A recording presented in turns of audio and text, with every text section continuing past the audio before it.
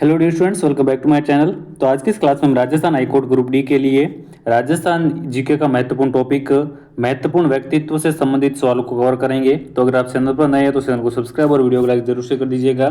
चलिए आज की इस क्लास की शुरुआत करते हैं। आपके सामने पहला सवाल है, कालीबाई जिसने डूंगरपुर पुलिस के हाथों अपने अध्यापक को बचाने में अपनी जिंदगी दे दी, वो कहाँ की रहने वाली थी?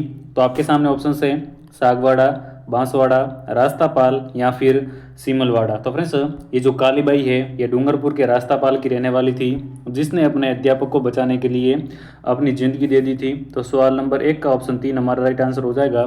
चलिए नेक्स्ट है, 1947 को कालीबाई ने अपने अध्यापक को मुक्त कराने के दौरान पुलिस की गोलियों द्वारा भून दी गई, वो किस जिले की थी? तो फ्रेंड्स, ये जो कालीबाई है ये डूंगरपुर जिले के रास्तापाल की रहने वाली थी, जो अपने अध्यापक को बचाने के चक्कर में जो है मारी गई थी।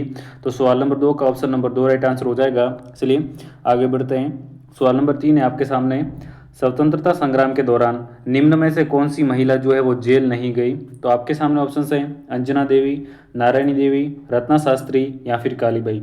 तो इनमें से स्वतंत्रता संग्राम के दौरान जो महिला कभी जेल नहीं गई वो थी कालीबाई, क्योंकि इनकी बचपन में हत्या कर दी गई थी। तो सवाल नंबर 3 का ऑप्शन नंबर 4 राइट आंसर हो जाएगा। चलिए आगे बढ़ते हैं। सवाल नंबर 4 है, राजस्थान के स्वतंत्रता आंदोलन के दौरान गिरफ्तार होने वाली राजस्थान की पहली महिला कौन थी? तो आपके सामने ऑप्शंस हैं नगेंद्र बाला, अंजना देवी चौधरी, रत्ना शास्त्री या फिर रमा देवी पांडे।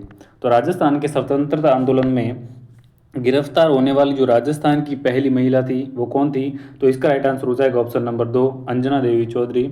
आगे बढ़ते हैं। सवाल नंबर 5 है, अजमेर की कौन सी महिला राजनीतिक एवं सामाजिक कार्यकर्ता थी जिन्हें उनकी गतिविधियों के कारण मेवाड़ और बूंदी से निर्वासित कर दिया गया था, यानी कि उनको वहां से निकाल दिया गया था? तो ऑप्शन है कोकिला देवी, शकुंतला देवी त्रिवेदी, अंजना देवी चौधरी या फिर सत्यवती शर्मा।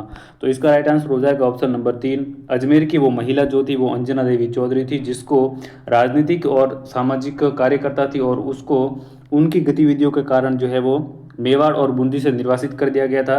तो सवाल नंबर 5 का ऑप्शन 3 राइट आंसर हो जाएगा। आगे बढ़ते हैं। सवाल नंबर 6 है, कौन भूतपूर्व कोटा रियासत की महिला स्वतंत्रता सेनानी थी? तो ऑप्शन है अंजना देवी, नारायणी देवी, कमला स्वाधीन या फिर शांता त्रिवेदी। तो कोटा की जो महिला स्वतंत्रता सेनानी थी वो थी कमला स्वाधीन। तो सवाल नंबर 6 का ऑप्शन नंबर 3 हमारा राइट आंसर हो जाएगा। आगे बढ़ते हैं।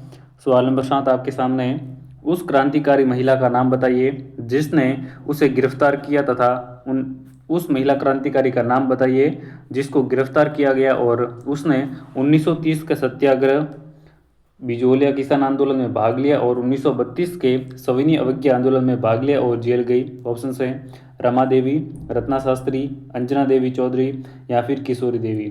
तो इसका राइट आंसर हो जाएगा ऑप्शन नंबर 1, वो थी रमा देवी। इसलिए आगे बढ़ते हैं। सवाल नंबर 8 आपके सामने है, राजस्थान की पहली महिला मुख्य सचिव कौन बनी? ऑप्शन है कुशल सिंह, कांता कतूरिया, बिमला कौशिक या फिर शारदा भार्गव।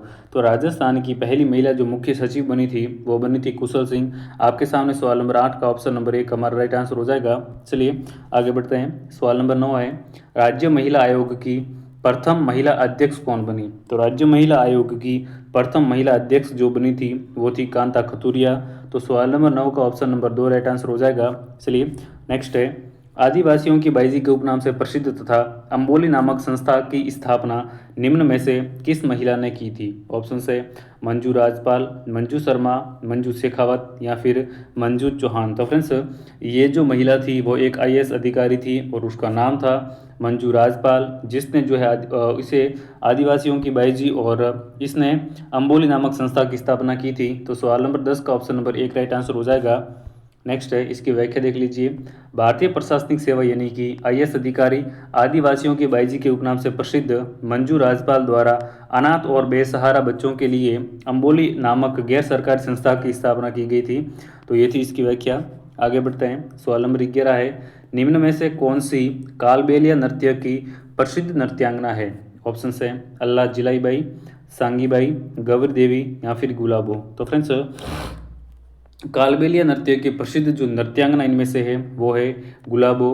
तो सवाल नंबर 11 का ऑप्शन नंबर 4 राइट आंसर हो जाएगा। चलिए आगे बढ़ते हैं। सवाल नंबर 12 है, निम्न में से किस महिला को राजस्थान की मरु कोकिला कहा जाता है? तो फ्रेंड्स, राजस्थान की मरु कोकिला किसे कहा जाता है? इसका राइट आंसर हो जाएगा ऑप्शन नंबर 1, राजस्थान की मरु कोकिला अल्लाह जिलाई बाई को कहा जाता है। तो सवाल नंबर 12 का ऑप्शन नंबर 1 राइट आंसर हो जाएगा। चलिए अगला सवाल है, निम्न में से कौन सी महिला राज्य की प्रसिद्ध मांड गायिका नहीं है? ऑप्शन है फलकूबाई, गौरी देवी, अल्लाह जिलाई बाई या फिर बनो बेगम। तो इनमें से जो मांड गायिका नहीं है वो फलकूबाई है, क्योंकि फ्रेंड्स जो है फलकूबाई का संबंध चरी लोक नृत्य से है। तो सवाल नंबर 13 का ऑप्शन नंबर 1 हमारा राइट आंसर हो जाएगा फलकूबाई। चलिए अगले सवाल की बात कर लेते हैं। राजस्थान का राज्य गीत केसरिया बालम आओनी पधारो मारे देश निम्न में से सर्वप्रथम किसने गाया? ऑप्शन है अल्लाह जिलाई बाई, मांगी बाई, गौरी देवी या फिर गुलाबो। तो राजस्थान का राज्य गीत केसरिया बालम आओनी पधारो मारे देश, ये जो है सबसे पहले गाया गया था अल्लाह जिलाई बाई के द्वारा। तो सवाल नंबर 14 का ऑप्शन नंबर 1 हमारा राइट आंसर हो जाएगा। चलिए आगे बढ़ते हैं। रानी लक्ष्मी कुमारी चुंडावत निम्न में से संबंधित है? ऑप्शन से एक प्रसिद्ध नृत्यांगना, एक प्रसिद्ध मांड गायिका, एक प्रसिद्ध लेखिका या फिर स्वतंत्रता सेनानी महिला। तो फ्रेंड्स ये जो लक्ष्मी कुमारी चुंडावत थी ये एक प्रसिद्ध लेखिका थी। तो सवाल नंबर 15 का ऑप्शन नंबर 3 हमारा राइट आंसर हो जाएगा। चलिए आगे बढ़ते हैं। सवाल नंबर 16 है, युद्ध से भागने वाला मेरा पति हो ही नहीं सकता निम्न में से ये कथन किस वीरांगना का है? तो ऑप्शन है हंसाबाई, रानी कर्मावती, रानी भटियाणी या फिर रानी महामाया। तो ये जो कथन है ये रानी महामाया ने कहा था जब जसवंत सिंह जो है वो औरंगजेब से युद्ध में हार कर वापस लौटे, तो ये उस समय ये कथन कहा था रानी महामाया ने। तो सवाल नंबर 16 का ऑप्शन नंबर 4 राइट आंसर हो जाएगा। इसकी व्याख्या देख लीजिए। जब जसवंत सिंह औरंगजेब की सेना से हार कर लौटे थे तब महामाया ने ये उक्ति कही थी। महामाया को फ्रेंड्स जसवंत दे के नाम से भी जाना जाता है। तो ये थी इसकी व्याख्या। आगे बढ़ते हैं। सवाल नंबर 17 आपके सामने, निम्न में से वो महिला जो संगीत शास्त्र की ज्ञाता एवं वागीश्वरी के नाम से प्रसिद्ध थी? ऑप्शन है रसबाई, रमा देवी, रमाबाई या फिर रमा कपूरी। तो सवाल नंबर 17 का ऑप्शन नंबर 3 राइट आंसर हो जाएगा। राणा कुंभा की पुत्री रमाबाई जिसे वागीश्वरी के नाम से जाना जाता है। तो सवाल नंबर 17 का ऑप्शन नंबर 3 राइट आंसर हो जाएगा। नेक्स्ट है, मेवाड़ महाराजा कुंभा की पुत्री रमाबाई का विशिष्ट योगदान जो है वो संगीत एवं साहित्य के क्षेत्र में रहा। इस कारण रमाबाई को मेवाड़ की महान संगीत महिला कहा जाता है। साहित्य जगत में रमाबाई को वागीश्वरी के नाम से भी संबोधित किया गया है। तो ये हो जाएगी इसकी व्याख्या। आगे बढ़ते हैं। सवाल नंबर 18 आपके सामने, डूंगरपुर में स्थित प्रसिद्ध नौलखा बावड़ी का निर्माण किसने करवाया? तो ऑप्शन है प्रिमल दे, कुंवरी दे, अजब दे या फिर राम रस दे। तो डूंगरपुर में स्थित प्रसिद्ध नौलखा बावड़ी का निर्माण जो है फ्रेंड्स राजा आसकरण की पत्नी प्रिमल दे ने करवाया था। तो सवाल नंबर 18 का ऑप्शन नंबर 1 राइट आंसर हो जाएगा। आगे बढ़ते हैं। इसकी व्याख्या देख लीजिए। डूंगरपुर के शासक रावल आसकरण की पत्नी प्रिमल दे ने डूंगरपुर में नौलखा बावड़ी का निर्माण करवाया।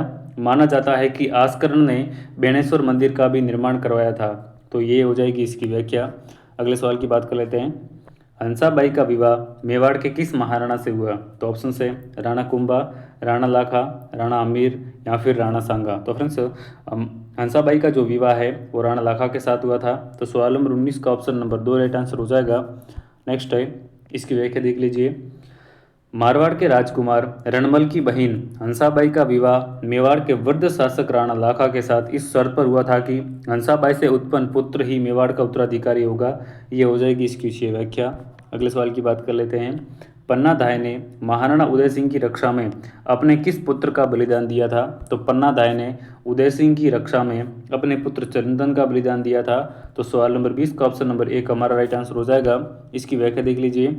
मेवाड़ की वीर शिरोमणि पन्ना धाय ने मेवाड़ की रक्षा करते हुए अपने पुत्र चंदन का बलिदान देकर राजकुमार उदय सिंह जो कि रानी कर्मावती के पुत्र थे को दासी पुत्र बनवीर से बचाया था। तो ये हो जाएगी इसकी व्याख्या। फ्रेंड्स आज की इस क्लास में हमने राजस्थान जीके का महत्वपूर्ण टॉपिक महत्वपूर्ण व्यक्तित्व इनसे संबंधित 20 महत्वपूर्ण सवाल कवर किए हैं। अगर आपको आज की क्लास पसंद आए तो क्लास को लाइक ज़रूर करें, चैनल को सब्सक्राइब करना बिल्कुल भी ना भूलें। धन्यवाद।